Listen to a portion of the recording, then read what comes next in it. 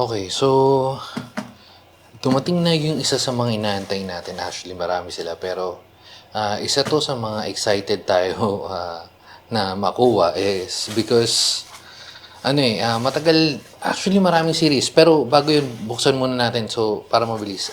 But di ko kasi binuksan pa no? So wait lang. And yun, so tulad nga ng sabi ko, isa sa mga inaantay ko to. Angat lang natin ng onte kasi pag kanya yung ring light tumatama eh. Anyway, so ito yung Keychron Q5. Tulad na nabanggit ko, matagal ko nang balak kumuha ng Keychron. Actually, nung K-series pa. So, yung K1, K2, K4, K8, K10, pati yung V series nila nag-try ako pero hindi natutuloy. Kasi nga, hesitant ako tumalon. Since nakapabili tayong isa lang, and then dalawa, and then tatlo. Yun, hanggang lumabot na tayo dito. Okay, so una, ang ganda ng packaging niya. Kita mo, premium talaga. Tapos yung sa seller, wait lang. Nakaano pa siya, ganito, yung jelly something parang usa. Sobrang secured. So sana walang maging problema pero tingnan mo naman. Okay, so buksan natin. Wait.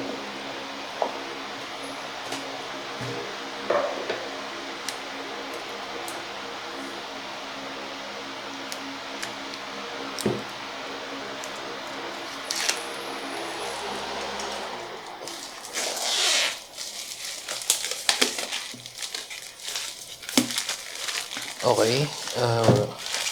So dapat ano to yung out of the box tulad lang nung sa ako. Tabi natin to. Medyo makalat and saan yun bukasan ito. Okay. So ano ba? Wala naman nakalagay na kahit ano, no? Sa likod. Pero bago natin baligtarin, buksan muna natin. Medyo masikip. Yan. So, yan. Ano to? So, meron pa siyang, hindi ko alam tawag sa ganito, pero parang styro. Okay, so meron ako nitong make sure pins are straight in before inserting switch. Bakit? Ako ba magkakabit? Hindi ba siya built-in? Wait.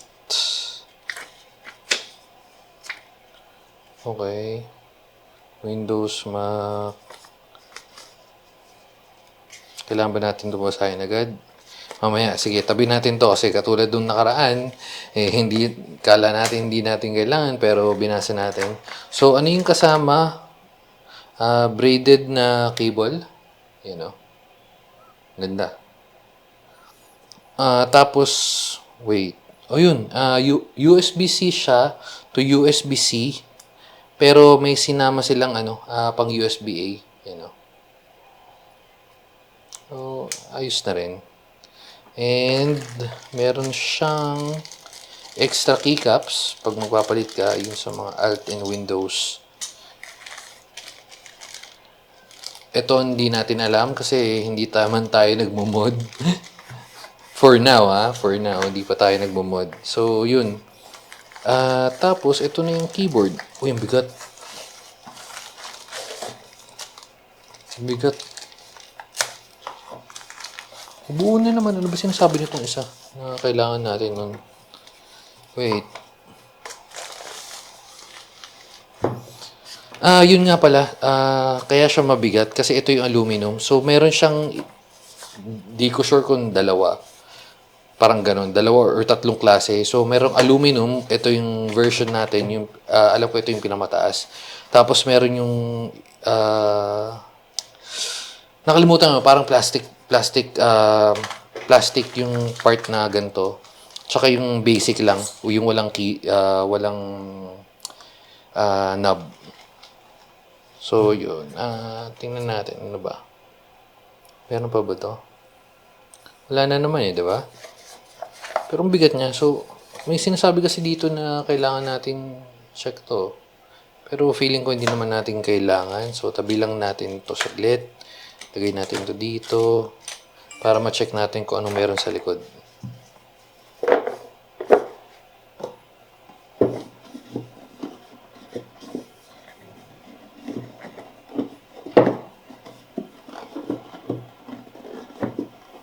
sikip. Ang ano eh. Yan. Okay, so yung sa likod, gilid, gilid, walang laman. Yung sa likod, ito lang naman nakalagay, yung 96% na layout, dual compatibility, which is, yun nga, Windows and Mac. Ito yung kaya tayo bumili nito. Isa to, it's because yun sa QMK na di ko alam kung ganun kalaki yung difference tulad na nabanggit ko sa mga nakaraang video. Pero yun, QMK VIA or VIA na matetesting natin to. Double gasket mount design, hindi ko talaga sure kung para saan yan, pero check natin. Screw-in stabilizer, CNC aluminum body yan. Sure tayo aluminum kasi ang bigat. Tsaka sound absorbing foam. Okay, so yun. Ito yung tatlong version nyo. So ito yung nasa atin, which is yung gray. Merong blue and then meron black. So kaya hindi tayo nag-black kasi yung mga keyboard natin as of now, lahat sila is black. So check natin yung gray. Mukha naman okay yung gray. So it's either gray or black okay sa akin. Hindi ko lang masyado trip yung parang tawag dito, yung color combination ng black. So kaya napunta tayo dito. And ito yung keyboard. Okay, so mabigat siya. Siguro mga 2-3 keyboard nung pag yung mga gantong lasang keyboard. Ito sa ako. So mga 2-3 beses yung bigat niyan. And yun, sa update sa ako lang, if gusto nila malaman, wala pa rin. Sabi ng ako is nag-aantay pa rin daw sila ng replacement. So nasa warehouse pa rin, hindi natin sure kung kailan, pero sana dumating na para nagagamit natin.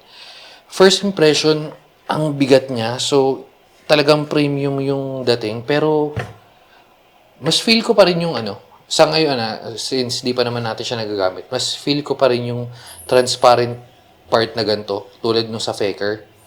Pero malay natin, di ba? Tapos, out of the box, ito yung tunog niya. Ang ganda ng tunog. Halos dikit siya sa Faker. Kasi yung Faker, ang ganda kasi ng ng keycaps. At the same time nung switch. So, ito yung ito sa, di ba? May napansin ko, meron talagang difference yung yung keycaps. So hindi lang sa switch, hindi lang sa kung saan man, may dagdag talaga yung keycaps. Anyway, so balik tayo dito since ito yung etong cool dito yung video. Okay, so yung knob, nakalimutan ko yung tawag sa layout nito. Hindi siya PBT eh. Pero mapapansin yung gilid Ayun Kita ba? Yan. So, ganyan yung gilid niya. And ang bigat talaga niya. Pang-4 na beses ko na sinasabi pero talagang mabigat. Tapos, yung sa switches niya, sa gilid, wala. Ito lang. Uy, grabe. Solid. Okay, so, tumama eh. Feeling ko tumama eh. Wala ba? Okay, wala. Good, wala pang damage. Tapos, yung USB niya, dito. Yan. Kita ba? And then, ito, saan to? Ayan, so, toggle lang siya for Windows and Mac. Wait. Di kita eh. Oops. Basta ito yun. Toggle siya ng Windows and Mac. So, ngayon nasa Mac, dahil i-connect natin sa Windows na PC para matest, i-Windows muna natin. Pero, baka gamitin natin to sa MacBook natin. So, okay. So, connect natin yung kable. Wait.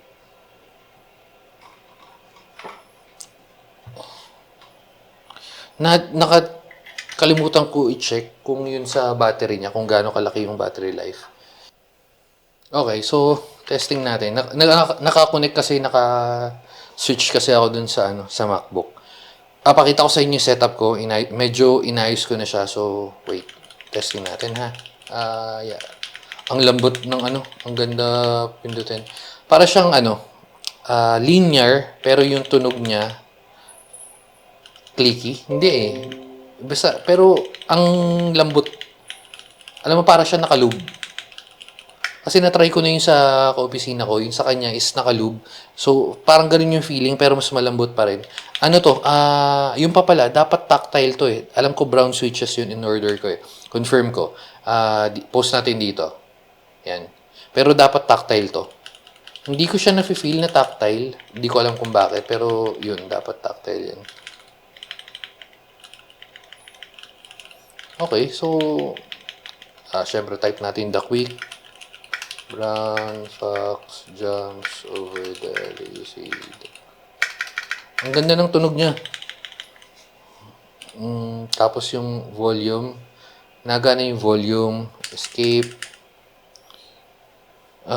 Function. Tas okay. Ayun, no? Yung ilaw. So, nalalakasan pa siya. And volume dito. Try natin. So, gumagana siya lahat. Tapos, isa pang nagustuhan ko sa kanya, bakit ito? Kasi may mga keyboard or may mga gantong klaseng layout. Yung nandito na halos yung F1. Ito. So, nasa taas ng 1. Mas, para sa akin, mas gusto ko yung ganito dahil sa Dota. Oo, dahil sa Dota. Kasi pag mag-F4 ako, yung bibili ka, pag nandito, napipindot ko yung is F3. So, yun yung dahil lang doon. Yung delete niya nandito, okay lang. Hindi naman siya ganun ka big deal sa akin. Kasi wala naman ibang pepwestuhan di ba? And then home and so wala lang nung page up, page down, which is hindi naman natin masyado ginagamit. Or sa akin, hindi ko masyado ginagamit. And FN, ano to? Okay, yung toggle. FN, F4. Okay. Sige. So, mukha naman siyang okay na, alam mo yun, pag out of the box, gagana siya. So, kaya natin siya binili is para dun sa function, which is, yun, lilipat tayo ngayon sa PC. So, para ma-check natin yung QMK na yun kung ano man. Okay? Lipat tayo, wait. Okay, so yun, nandito na tayo sa application nila, yun QMK or VN. Di ko alam kung anong difference nun, pero or kung meron pang QMK, pero ito kasi yung na-download ko diretso sa website ng Keychron. So sa kanila galing to. So ewan ko kung meron pang iba, baka may third party pa, pero going back, ito yung nakuha ko. So yun, pag bukas mo, ito yung una mo makikita, which is yung key map. May layer 1, layer 0, 1, 2, 3. Tung 0 and 1, napansin ko, explain ko na lang kasi medyo kinalikot ko dahil again, di pa tayo familiar since ngayon lang natin to nakuha. Yan, layer 1 or layer 0 and layer 2 halos parehas. Ang pinagkaiba lang nila itong sa taas. Ayun, yung SCR left, right, ayan. Pero itong layer 1 at layer 3, ayan, parehas. Dinagdag ko lang to. Dinagdag ko lang to. Yung pala, so ayun pagkakaiba nila. Dito kasi F1 sa 2, pero dito is yung SCR yun nandito. At hindi ko pa sure kung para saan talaga yan pero siguro kakalikutin ko na ng pagtagal-tagal. Pero for now, by default na lang muna ako para pinakita ko din sa inyo kung ano yung laman nung tong software na to. And then yung macros, which is yung default na macros naman na makikita natin kahit sa ano naman dun sa ibang nating keyboard, yung sa mga previous keyboard natin is meron naman sila. Top end, so okay lang yan. Save load, yan, meron silang feeling ko malamang hindi feeling, malamang meron tong onboard memory. And then tong lightning, so undergo low brightness, ano ba to? Okay, wait, check ko tingnan natin kung magpapalit. Okay, eto maganda dito. Kasi dito makokontrol ko siya ng ganyan, no? Breathing. Okay, nagpapalit siya. So, eto, nakokontrol ko, napipili ko dito sa software nila. Unlike nung sa iba, is wala, hula-hula ka lang kung nasaan. Okay. Maganda to. Although hindi naman tayo gumagamit talaga ng RGB or ng ilaw, is wala lang, parang alam mo, additional feature siya. Pero yan, maganda yung solid color. Saan ba tayo? Wait lang. Kalikutin lang natin kasi hindi familiar do sa mga nila Digital rain. Breathing. Pero kung papalitan mo siya or i-adjust mo siya dito sa keyboard is lang, FN and then Q or A. Yan yan. So, FN, Q or A. So, para mapalitan natin siya. Wait. Hindi siya nagpapalit pag nasa ano. I mean, hindi nag-update yung app. Pero napapalitan mo siya. Yun. So, underglow, brightness, speed, color. Yung color, wait. Try ko okay. So, yung color nagpapalit din. Gamit yung app nila. Okay. So, isa yun sa advantage niya is nakokontrol mo using their app or using yung application nila. Isa pang magandang nakita ko dito. Wait, palitan ko muna to. Hindi ko masyado gusto yun Wait lang. Digital rain, splash, solid splash. Ano ba maganda dito? Jelly bean raindrops. Oops, pangit. Breathing. Hindi rin. Ba't nag-steady kasi siya sa isang kulay Try ko FN dito sa keyboard. Para siya nag-default sa isang kulay lang. Okay.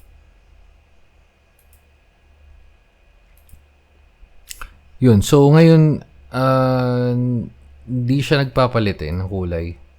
Wait. Dito nga yata. Ayan Okay. So, nakaka-control tong underglow na to, which is yung ilaw niya. Ayan Okay. Sige, okay na muna yan since di naman tayo talaga mahilig sa RGB or sa pailaw. Isa ko lang gusto ko pang pakita dito is meron siyang sariling key tester.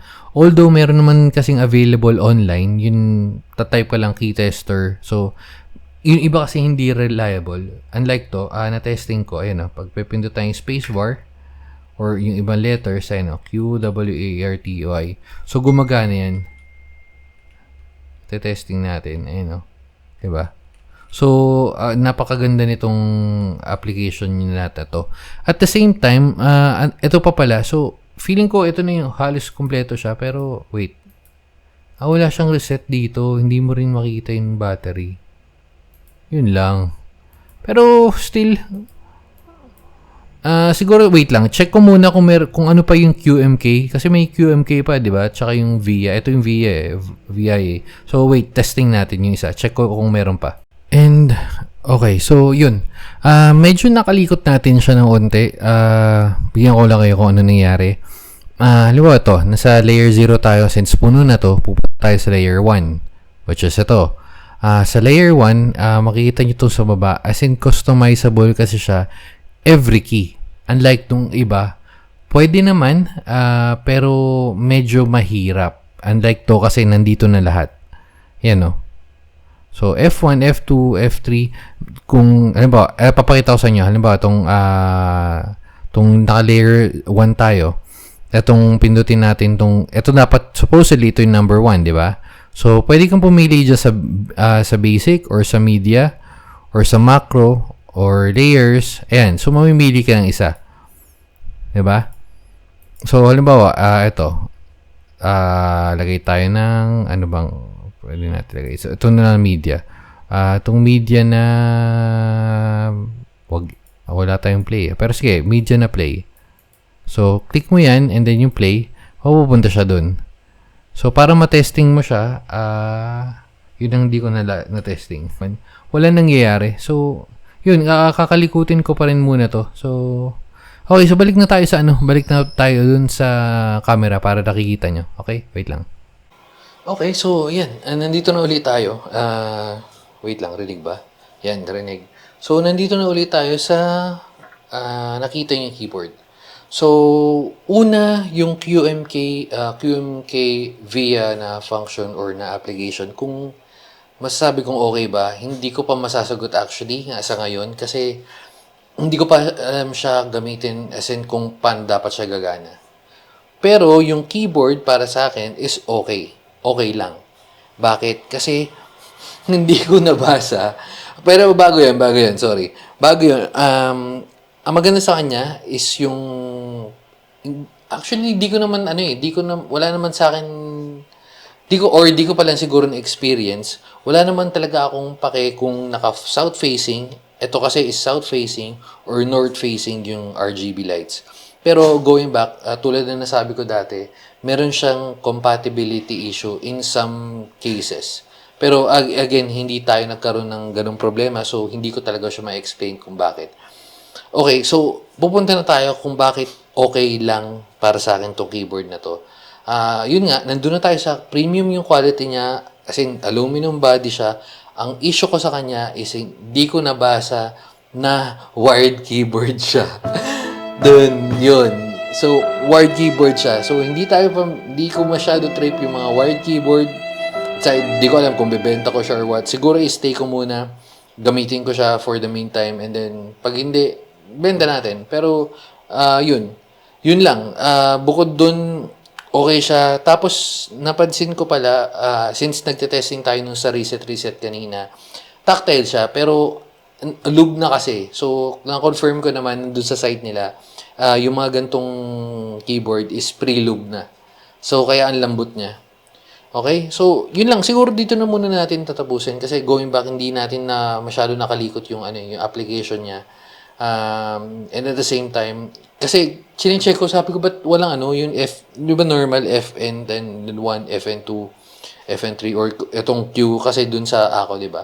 Pero nag-check ako ng manual, nag-check ako ng website, wala. And then, yun. So, wired tong, wired tong keyboard na to. Okay, so siguro dito na lang, te-testing muna natin to sa mga games kung magagamit ba natin siya or bibitawan natin. Yun. Okay, hanggang dito na lang. Bye-bye.